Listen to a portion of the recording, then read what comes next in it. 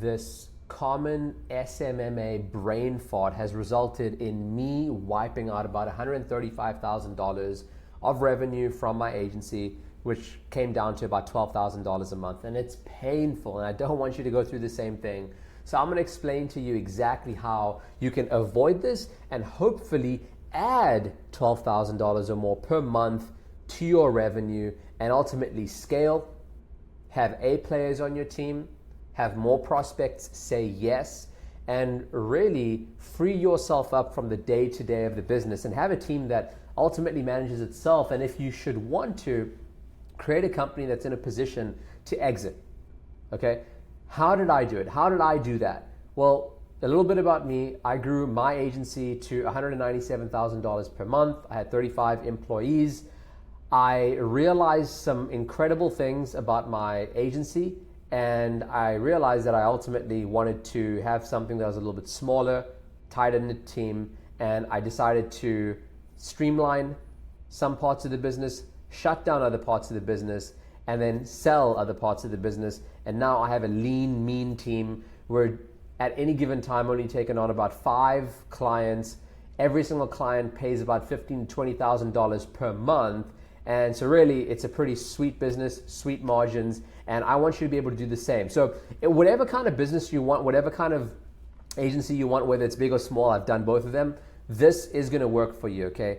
And this really comes down to understanding the difference between fire and water. Maybe you weren't expecting this, okay? So what does fire and water have to do with you being able to scale and retain and hire great people and close more deals? Well, it's firstly by understanding the difference between the two, okay?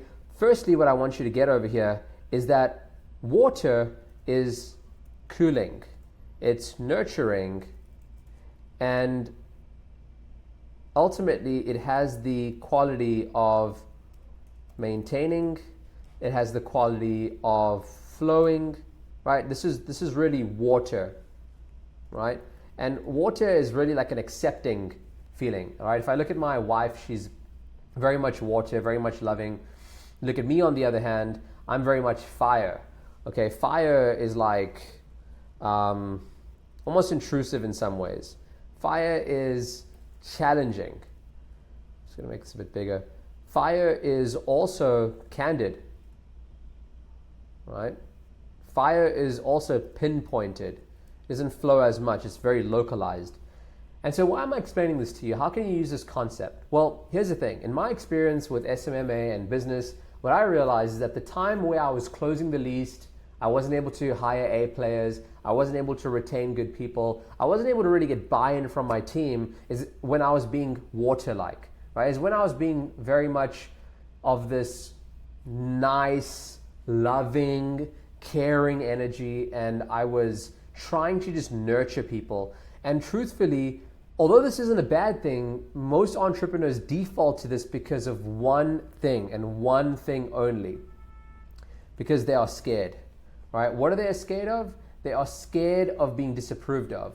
Okay, let me highlight this, right? They are scared of being disapproved of. So the water is like this guise. It's this guise to get approval, to get acceptance, when really deep inside, you're pissed off at your team for not doing their damn work. You are annoyed that the prospect isn't closing because you know they need the offer, they need the help. You're pissed off that your vendors are giving you crap when you know that they've done a crappy job, but you just haven't called them out on it. And so really there's some underlying anger and frustration, which I, for example, learned that, you know, I'm just holding inside. And why should I hold this inside? And you know, ultimately I'm taking it out. Not even taking it out, I'm suppressing it, so I'm getting sick, I'm losing hair, you know, I'm getting like really, really sick, right? There was stages where I was having like skin fall off of the palms of my hand, I was getting like rashes on my skin, I was losing eyelashes, bro, because I was trying to be calm, cool, collected, loving spirit all the time. And chances are that's because of our programming. I know it's my programming. When I was a kid, I felt like I could never be angry, I could never be passionate. I just kind of had to, you know, fly low under the radar, and it wasn't okay for me to be anything other than just this really sort of kind person. Like, be kind, be gentle. And what I'm trying to say over here is that sometimes, dude, you just have to frickin' be willing to be brave, and from a place of bravery, you are going to be able to summon some of your fire, right? So what does fire look like? Fire, man, I love this concept so much. Fire looks like you, as I said, being candid, okay? That's probably the main thing about fire. It's having candor. So when I started applying fire to my business, I was more candid with prospects, and I was able to say, hey, Mr. Prospect, if I could be completely honest with you right now, it just sounds like you are scared. It sounds like you really need this, but you have some degree of trust issues, and I totally get it. If I was in your position, I'd probably feel the same way. If you could be 100% honest with me, just lay it out on the table, what exactly are you afraid of? What's the worst case scenario that you're looking at over here where if you were to invest $10,500 with me today, that you would, this is the worst case scenario, what would that be? Right? Like most times, agency owners or businessmen, they're afraid to ask that direct of a question, right? Like if I were to have a conversation with one of my employees now and I see that they're not performing, I'm just going to say to them, hey, look, this is the KPI you were supposed to hit and you didn't hit it. Why? Can you explain to me why? Or if you were sitting in my shoes right now, what would you be thinking of? Or what can I do to support you in hitting this? Because frankly, this is way lower than what I've expected of you. This is way lower than what I know you're capable of. And it's almost like you have this quality of being inspirational. You want to be someone that lifts people up. And here's what I'm trying to say to you. Think about like a hot air balloon. A hot air balloon, it flies higher because of fire. There's combustion happening over it. It's the same thing with freaking most motors, most machines. It requires a degree of fire, heat, right? And like when something works, when something is great, it causes heat.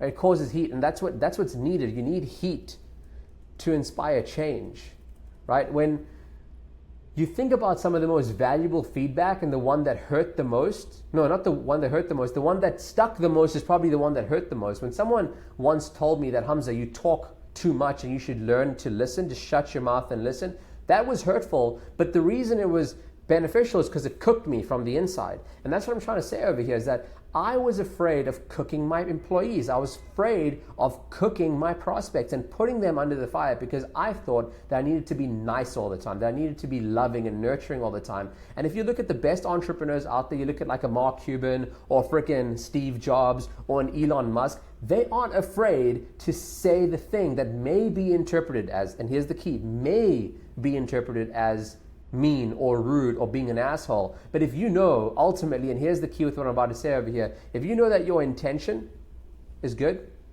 if you know that you have a good intention, then this is what trumps everything. Truthfully, this is what trumps everything. It's all about intention, okay? And this is how you create a very flourishing business, a team that actually trusts you, prospects that trust you, is not by just being a yes man effectively because you want to be water. There's time and place for water, don't get me wrong. Right, especially in your relationship, right? I made the mistake of becoming so fiery and so passionate, especially in my business, that when I started giving that to my wife, I started realizing that, man, she's not receiving it very well. And oftentimes women, what they want is to be heard. But business is more of a masculine environment, right? It requires more fire. It requires more candor, which is why radical honesty, right? Radical honesty as a value has done me very, very well in the business. Right? If someone is pussyfooting around an issue, it's very simple now. Hey, are you being radically honest right now? What is it that you really need to say? And then saying it.